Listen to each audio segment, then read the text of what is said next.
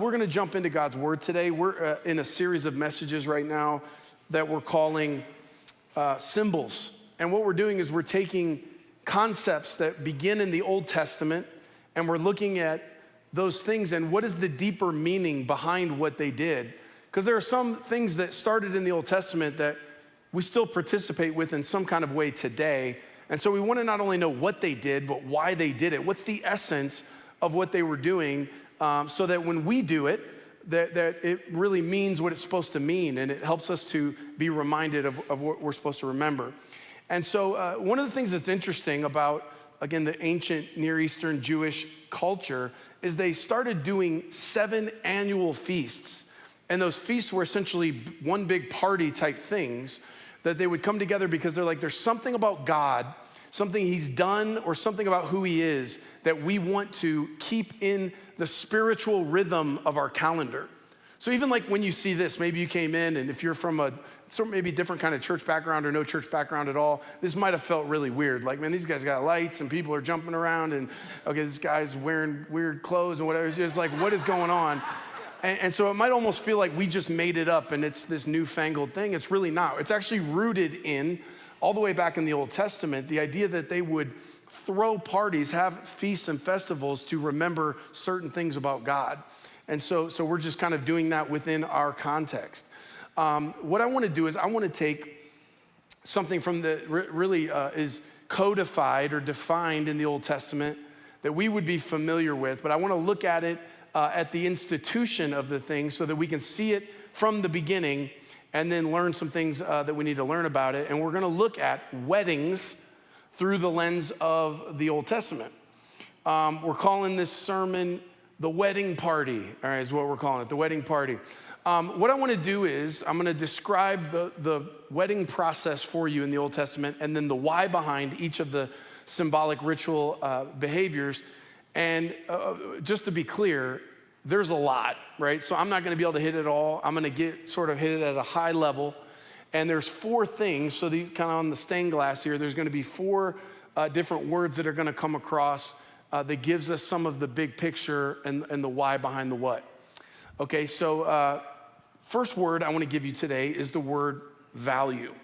The word value. In Old Testament weddings, basically the way it would start out is their culture was there were arranged marriages, which sounds essentially horrifying. Like your mom and dad are gonna go talk to somebody else's mom and dad and you're gonna have to marry some person you don't like or whatever. I'm sure that happened at some point, but that's really wasn't the spirit of what happened. Usually somebody's son would recognize somebody's daughter, they would tell his parents, and the parents then would be a part. It was a kind of a community decision. We have these young people that have some interest in each other and they'd start, hey, just so there's interest, why don't we gauge the interest? And then to engage the wisdom of the generations. We have the parents, the grandparents, we have people that have kind of been there, done that. They've been married a while, they understand what it takes for a marriage to work. And we're looking at these young people and going, is this a good union? Is it compatible? And so at some point, if all the parties are sort of aligned, then you have the young man goes to the young woman and he proposes. He says, I want to marry you. Will you marry me? And if she says yes, they now begin a period of being betrothed, is what it means, essentially engaged. And what he says to her is this. He says, okay, good, this is great. Okay, let's go prepare ourselves. So we're going to set ourselves apart for one another. In other words, I'm not looking at anybody else. I'm not going after anybody else. I'm not talking to anybody else. I'm not dating anybody else. I'm for you and you're for me. So the young man says, I'm going to my father's house and I'm going to build a place for us to stay. So he builds a room or a house with his parents' house. He's building their abode. And then she says, I'm going to go prepare myself. I'm going to set myself apart too. And I'm going to go and start to collect things, gifts from my friends. I'm going to tell them we're getting married, collect these gifts so that when the house is built, I'm going to bring the stuff to go in the house. And we're going to have this period that we're apart. So they make this commitment out of the gate. The other element that's going on with this is as he's basically gone and he's doing this work, he has not given her a date. So it's not like October 11th, I'll be there. So she's waiting in anticipation. Of course, he's working as fast as he can, but I want to get this thing all the way right. And she's waiting, okay, in this process. In that process also, there's an exchange of expensive or valuable things. Again, that's all part of the value. Okay, so you have, it's gonna sound weird when I say it, but is what it was. It was a bride price. So they say, hey, I value you, I'm gonna give a bride price, which sounds weird because it sounds like you're, putting a monetary value on a human being. That's not what it was about. It was really about just saying, hey, this is a statement of value to you. And then the bride and her family would give a dowry to the groom essentially as well. They'd say, well, we value you too. And so each of them are receiving something of value, they're giving something of value. And then even there were, what we would, for us would be like rings. They had coins or medallions that would be put on a necklace. And again, those were valuable, and it was like a wedding ring. In fact, if you go into the New Testament, and you've probably seen this story before, it's in Luke 15. Jesus gives a parable of a woman who loses a silver coin. And so look what it says in Luke 15:8. He says, suppose a woman has 10 silver coins and loses one. Doesn't she light a lamp, sweep the house, and search carefully until she finds it? And when she finds it, she calls her friends and neighbors together and says, rejoice with me, I found my lost coin. In the same way, I tell you, there is rejoicing in the presence of the angels of God over one sinner who repents. Okay, so when we read that, you're like, man, if I lose a silver coin, I'm definitely not staying up all night. All right, I'm not sweeping the whole house. You lose the silver coin, it's not that big a deal. But again, contextually, they would have heard wedding. They would have heard wedding ring. Okay, so I lose part of that silver coin. It's like my wedding ring's no longer complete. This is a true story. My wife, like 2 weeks ago, she comes in, she's really upset. I'm like, what's going on? One of the small stones on her wedding ring just fell out. Like she has no idea where it's at. And she was upset about it, and I was like, oh, let me see it, So she gives me the ring. And I'm telling you, it is tiny. It was just a tiny little thing there. In fact, if she had handed me her ring and said, hey, look for 20 minutes, see if you can see anything wrong with this. It looks great. I would have had no idea. So it's a tiny, tiny stone, probably not a whole lot of money worth. I mean, it was that small. But to her, it's not about how much does the jeweler say it's worth. The value to her is in what the ring represents. And the fact that she lost that, she's not just taking it. She looked all over the place. She's getting it taken care of. Because for her, it's more than just what's the monetary value. It's the deeper value. So in this story now, this is what's really cool. And this is why when we understand context, it really comes alive. Because when Jesus is telling the story and he goes, it would be like him saying it like this. Imagine a woman who loses a stone on her engagement ring. She wouldn't just go to bed. She would start hunting and looking. It would be a big deal. And when she found it, she'd tell everybody she found it. Okay, and he's like, by the way, that type of value, that's how God feels about you. That's what he's saying. He's like, that's how God feels about you.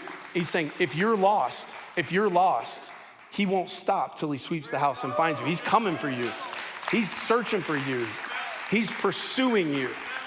All right, so again, Old Testament wedding language moving into the New Testament value. Let's keep going. The second word is the word joy. The word joy. Okay, so let's go back to the young couple. He said, I'll go to prepare a place for you. By the way, you probably noticed that, right? In John, let me pull that up real quick. Sorry, I skipped over that. John 14, verse 2. Jesus says, my Father's house has many rooms. If it were not so, I would have told you that I'm going to prepare a place for you, right? So if you've ever heard that before, read it, you're like, what's he talking about? My Father's house has many rooms. I go to prepare a place for you. So if I go to prepare a place for you, I will come and take you back and bring you with me so that you may also be where I am. I'll bring you unto myself. So that's wedding language Jesus is using. He's essentially saying, I'll go to my Father's house, build a room, and I go to prepare a place. So again, that's where it would have connected to his audience. The second one is joy. If we go back to the couple, he's gone to prepare a place. She has gone, they've both been anticipating this moment. She's got and collected everything she needs. And then one day he decides to show up and he's like, all right, it's go time. So he goes to her house and he lets her know it's go time. And so then they go from there in the bridal processional and they either go back to his home or they go to another location, but they go to a place where there is a huge feast. And so their family's there, their friends are there, their community's there. and they have this massive, massive feast. Now, I've been to some weddings that were awesome. We danced into the night. I've never been to a 7-day wedding. But in the ancient Near Eastern Jewish culture, weddings were 7 days long, 7 days of feasting. And what they're doing is they are embedding the value of joy into the fabric of this marriage. This isn't just a commitment. This isn't just about, us not leaving one another. This is about us not only being together, but the joy of love, the joy of this relationship. And so they kick it off with 7 days of joy. In fact, you're probably thinking about in the book of John, when Jesus does his first miracle, it's at a wedding that's been going on for days, and they've run out of wine, and Jesus' mom comes to him and is like, this party's starting to die down. And we need a little joy around here. And Jesus is like, Mom, it's not our problem. This is not our problem. Okay, it's their wedding. And she's like, I'm your mother. You do what I tell you to do. That's basically what she said. I'm your mom, all right? And so she's like, do whatever he says. And then she walks away knowing he's going to be obedient. So he does. And he turns the water into the best wine, apparently at the party. Well, he's taking the party that's already been going for a while, and he's extending it even further, right? We see the idea of joy actually from John the Baptist. John the Baptist is a great character in the Bible. He's somebody who was a cousin of Jesus. And John the Baptist was a charismatic guy. He had a huge following of people. He had kind of a fresh new message. He's out in the wilderness. People are following him out there. And so he's got this following. And when Jesus shows up, a lot of John's following start leaving John to follow Jesus.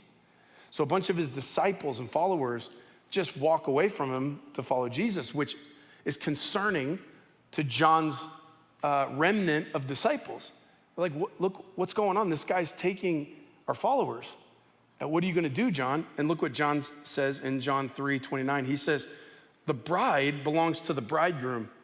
The friend who attends the bridegroom waits and listens for him and is full of joy when he hears the bridegroom's voice. That joy is mine and is now complete. In other words, what he says is, okay, guys, through your lens, you're getting jealous and you think I should be jealous. You're getting competitive and you think I should be competitive. He said, you've got it twisted. I'm not the groom. I'm not the main character. I'm a groomsman. I'm like the best man in the wedding, and this ain't about me. And so he says, Jesus is the bride, Jesus is the groom, the church or people are the bride. And he said, it was never about me anyway. My whole point is to get excited when I see my friend that's about to get married, and how can I support him and point people to him? So the fact that they're following Jesus, he goes, not only am I not jealous, not only am I not defensive, not only am I not competitive, my purpose is being fulfilled in the fact that people are following Jesus and not me. All right, so he uses the term joy here. So the idea that the wedding is designed to embed joy in the relationship, and this is really important because not all seasons of marriage or any actual real world relationship is going to be exhilarating. It's not all gonna hit your adrenaline. It's not always gonna feel warm and fuzzy. It's not always gonna feel hot and heavy and romantic and whatever. You have to be able to have the awareness that joy is not circumstantial. I don't wait until everything is going up and to the right before I decide to apply joy to my life. The idea that we can find joy in any season. And it's imperative if our relationship is going to be healthy and strong and is going to not only stand the test of time where we stick it out together, but where we're going to have the type of marriage that we're supposed to have. The point of this is we have to be able to find joy in every season. So joy is another component. The third is intimacy. And so, we know well that physical intimacy, the consummation of the marriage happens after the wedding and physical intimacy. And if you don't know what consummating of a marriage is, call your mom after service. She can explain it to you. That's her job to do, not mine. But there's the physical intimacy. But really, again, all of this is much deeper than just physical intimacy. This is more than just bodies. This is about intimacy relationally. So there's a beautiful component of the wedding ceremony where the bride comes in and she's wearing a wedding dress and she is behind a veil.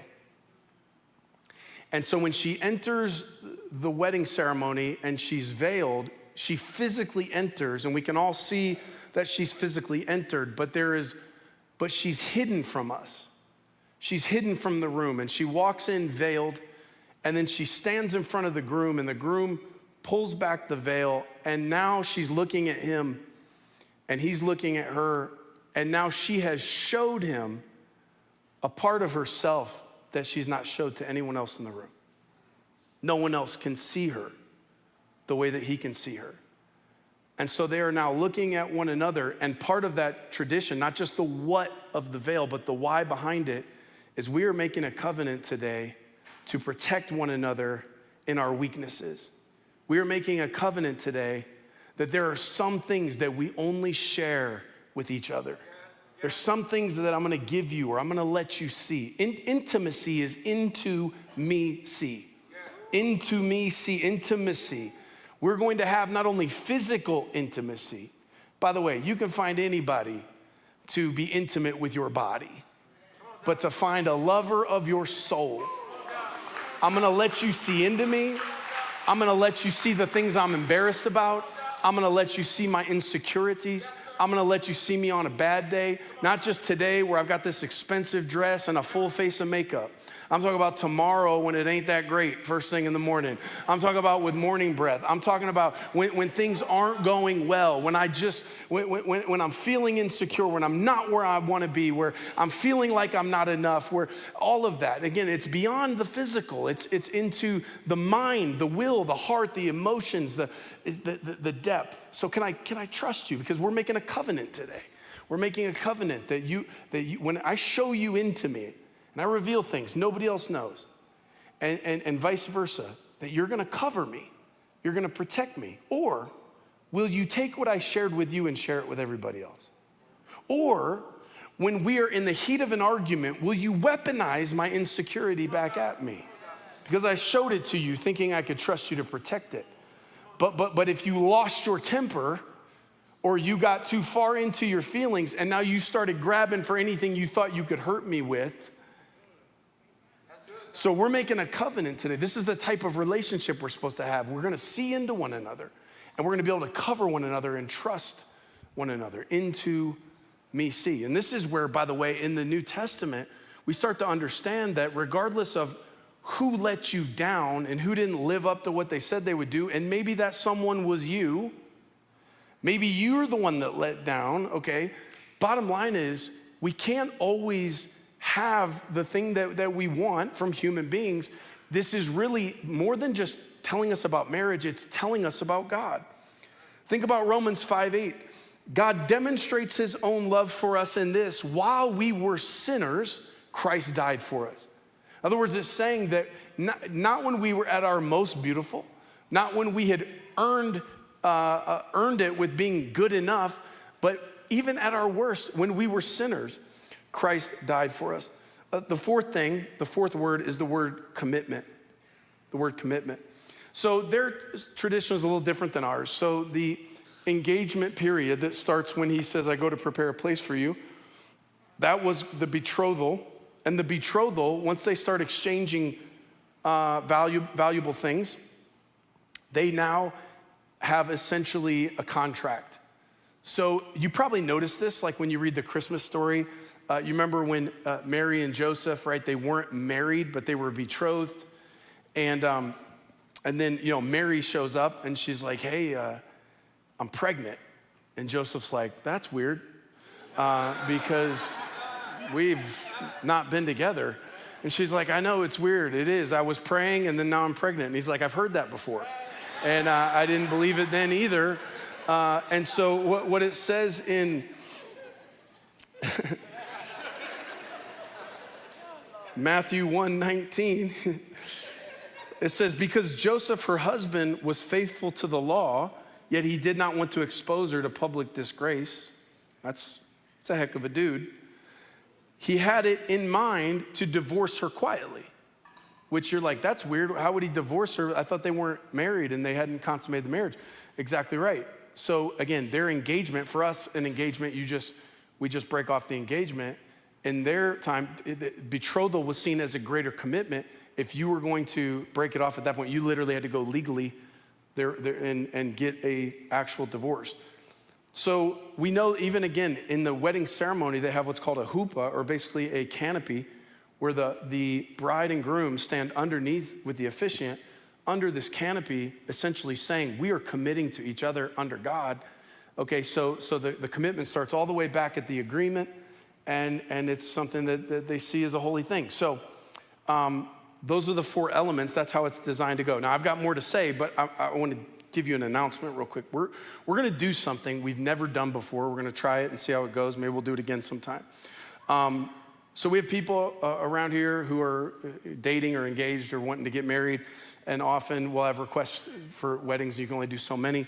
We're going to do a one day where we have 20 slots for weddings. It's October 11th, okay? October 11th. Now, before you get excited, listen to how this is gonna go down, all right? Okay, so if you're wanting to get married and you're looking to have a really bougie wedding, this is not the one for you. This is not the one for you, all right? You're not flying in a helicopter. You're not riding in on a Norwegian elk hound, all right? This is gonna be, they're gonna be tasteful, but they're gonna be simple, and they are going to be fairly brief. Okay, we're doing them all on one day. So we have 4 different venues on the property, some indoor, outdoor venues. And so you're gonna be getting married at the same time somebody else is getting married across the property. And then we're gonna have a reception. And at the reception, you can have some of your friends and family, but they're gonna have their friends and family too. So we're all gonna kind of meet in the same spot for the reception. We're providing an officiant. We're providing one church music's gonna do the music for your wedding. We're providing photographers from our church, people that take pictures on Sundays and baptisms. They're gonna come take pictures for you. Our care team's gonna do premarital coaching, which you'll need to do before the wedding, before we do that. And just so you know, we're gonna start on time. There'll be just a tiny little bit of customization, but if you have fashionably late family members and friends, you need to tell them to turn over a new leaf by October 11th, because we're gonna be starting, all right? We will be starting at the time we say we're gonna start. And so if you're interested in this, there's the QR code right there. You can scan that and you can go sign up. 20 slots, when they're gone, all right? We're good? Is there anything else to say about that? Everybody good? All right. Okay, back to this. So we have laid out the wedding all the way back from the book of Genesis. We have understanding the traditions, but understanding the bigger picture. This is about value, it's about joy, it's about intimacy, it's about commitment, it's about more than that, but you get these 4 critical things. I think we all know well enough to know that things sometimes that make tons of sense on paper don't always play out quite like that in the real world. It's proven to be pretty challenging to maintain a proper perspective of the value from the wedding day to a dying day. The reality is that's just a human challenge in general, because we tend to value highly things that are novel and new. And if I'm gonna stay together for 50, 60, 70 years, it's not always gonna be novel and new. This is why, frankly, there just does something to us anytime you see an elderly couple still flirting. You see an elderly couple still a little frisky. You see an elderly couple that's found a way to keep it novel and new, even though the bodies are deteriorating and withering and we can't do all the things we used to do. And certainly I don't look like you did when you met me. And we've had some ups and downs and some good and some bad and some very ugly. And yet we found a way to be more in love than we've ever been. There's something beautiful. I mean, it's universally beautiful when you see that, because we know that often people tend to overvalue novelty. So what happens is, throughout the course of my life and your life and anybody who's trying to go the distance with someone, that value, sometimes things that when they were novel, I valued, now I start to take for granted. Honor is treating something like it's uncommon. Dishonor is taking and treating something like it's common. Some of you have a family heirloom that if you took it to the pawn shop, they wouldn't give you much of anything for it, but it's valuable, and you put it in a place of honor in your home because to you it's uncommon. This represents generations from my family. I'm putting this in a place of honor. You would never put it on the ground, or you would never put it in a place where it was gonna be mistreated, mishandled, because that would be to treat something uncommon as if it's common. And so what happens often over time is starting to take each other for granted, and I start to roll my eyes through this marriage. And I start to yawn my way through this marriage. And so we take somebody who had a premier place in our lives, somebody who was a priority in our lives, that now is just sort of being treated as common, and they're actually uncommon. So to be able to be mature enough and wise enough and disciplined enough to not get so caught up in what he's not doing, or get so caught up in what she's not giving, that I start focusing on that percentage of thing that I'm not getting, that I lose track of all the things that she's been doing that's been like clockwork, and I just quit valuing it anymore. And in the words of the great theologian Joni Mitchell, don't it always seem to go that you don't know what it's got till it's gone? You don't know what you got till you lose it, right? You don't know what you got till it's gone. And often, we devalue something that's tremendously valuable, but because it's been consistent over time, it's lost its novelty. And so now we start to devalue the one who at one point we were given everything to, willing to go the extra mile. And so it's difficult. And in the real world, again, on paper, it sounds good that we're gonna love each other properly till death do us part, but in the real world, it doesn't always work out like that. A lot of times it doesn't at all. You think about joy, again, inevitably, we're gonna have pain. We're gonna have mountains we have to scale together. We're gonna have difficulty. We're gonna have messes we made and messes we didn't make, but we have to deal with.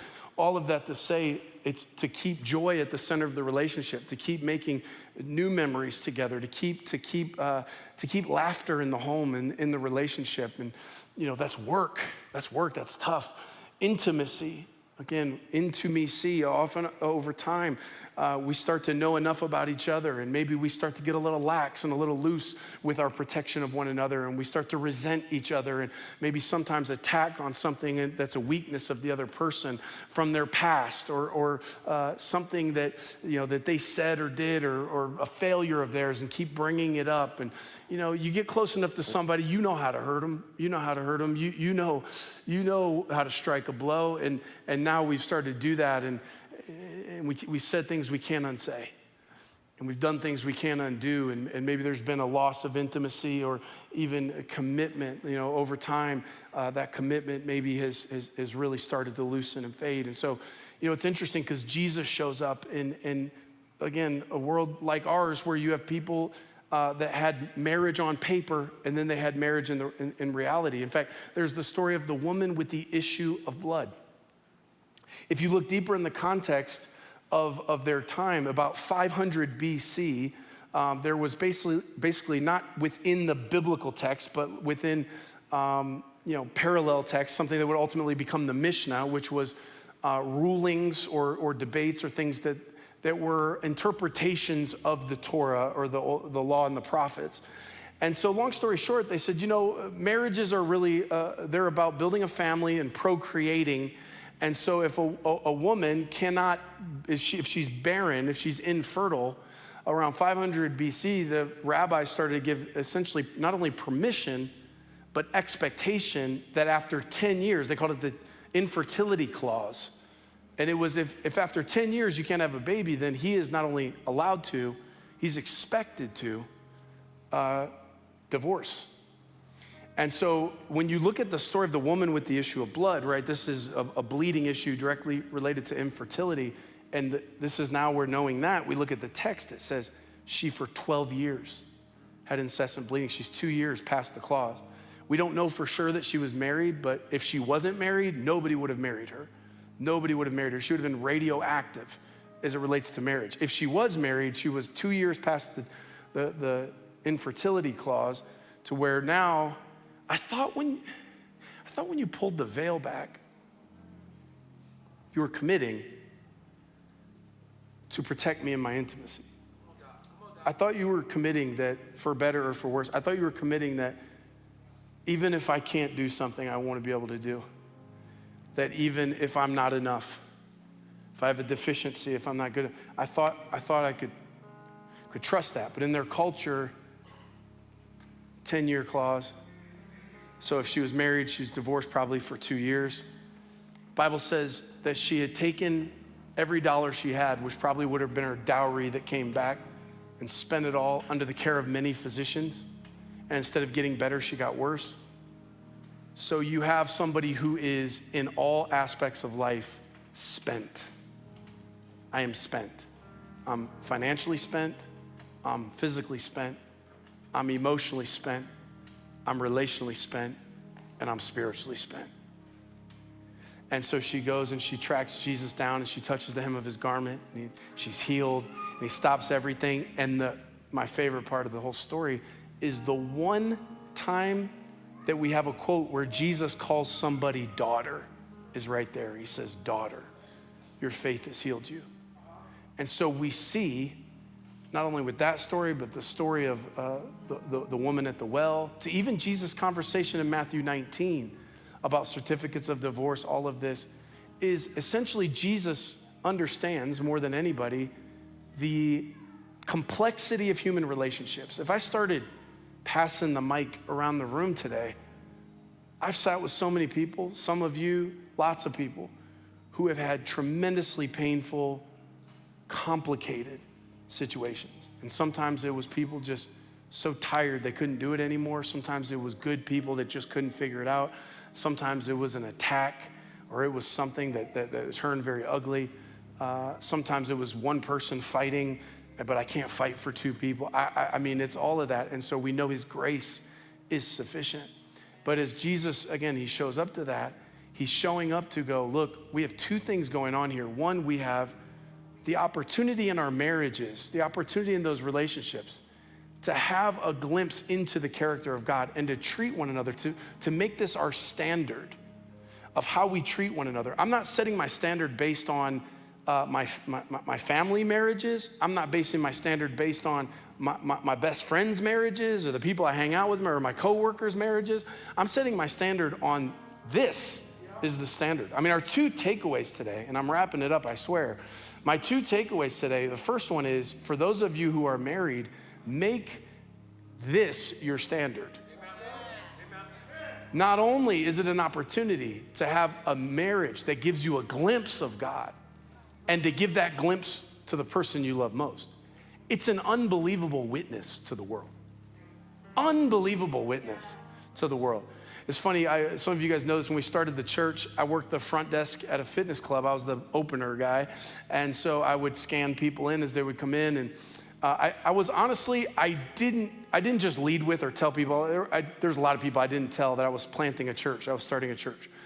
Because honestly, when people find out you're a pastor, they start acting weird around you. They just do. It's like, if a bad word slips out, they're like, sorry, preacher. Sorry. Like, come on, man. You think I've never heard a bad word before? Okay. And then they start speaking to you in like King James English, And they just start saying weird, super spiritual stuff. I don't even think it's true. They're like at the gym, they see me, they're like, I've been praying and fasting on what I should do today in the gym, I'm like, God told me to tell you to do legs, He said, it's been a while. Take that as confirmation. So I kind of was undercover for some people the whole time. And I resigned the job because church was growing. I needed to go full time here. And so I put in my 2 weeks. And there was this lady that was walking out. And I called her by name. Hey, just so you know, next Friday's my last day. I'm taking another job. She's like, oh, good for you. That's so cool. She's like, what are you going to be doing? I was like, well, I started a church. I'm a pastor. She's like, I knew it. I was like, what? She's like, I knew there was something. I knew there was something about you. She's like, there's just something different. I said, what are you talking about? She goes, you always talk so nice about your wife. And at first I was like, oh, like you guys. And then I was like, Is that all you have to do for people to know you're a Christian? It's a pretty low bar in my opinion. It's just like, you just say nice stuff about your wife, they're like, something different about that guy. Tell you what, that guy cut from a different cloth. Like, seriously? I mean, just by speaking honoring of my wife. And let's be honest, it's not enough to just talk the talk, because a lot of people can say, you're my world and sunshine and whatever, and then go home when nobody's looking and treat them like garbage. I'm not talking about just talking the talk. I'm talking about actually honoring and treating what is uncommon as it's uncommon. Treating it like it's special. Doing the work, the discipline, the maturity to say, I'm going to maintain value, I'm going to maintain intimacy, I'm going to maintain, oh, they took it down. You know, you saw it, all right, you wrote it down. Commitment, come on. It's third service, I'm hungry, all right, I'm starting to lose.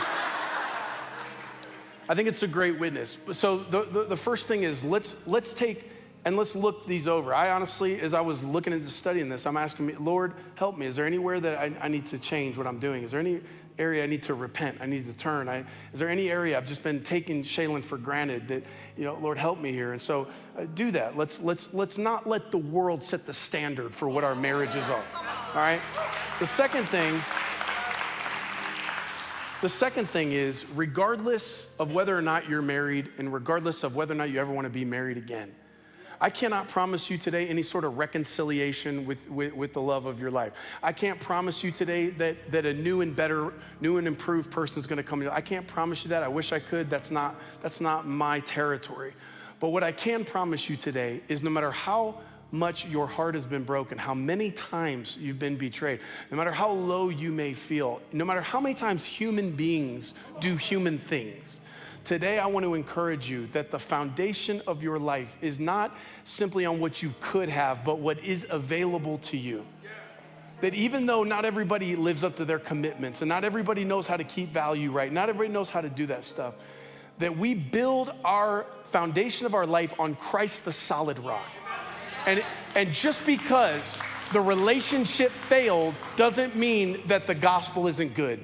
Just because the relationship fell apart does not mean that God is not faithful. And so today I want to encourage you, no matter how disappointed you may be with someone else, don't color God with the same brush that this person gave you to color them.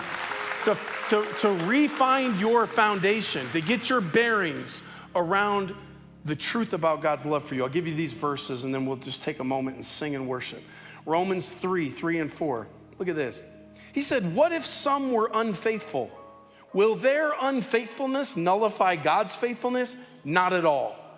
Romans 5:8, God demonstrates his own love toward us in this: while we were sinners, Christ died for us.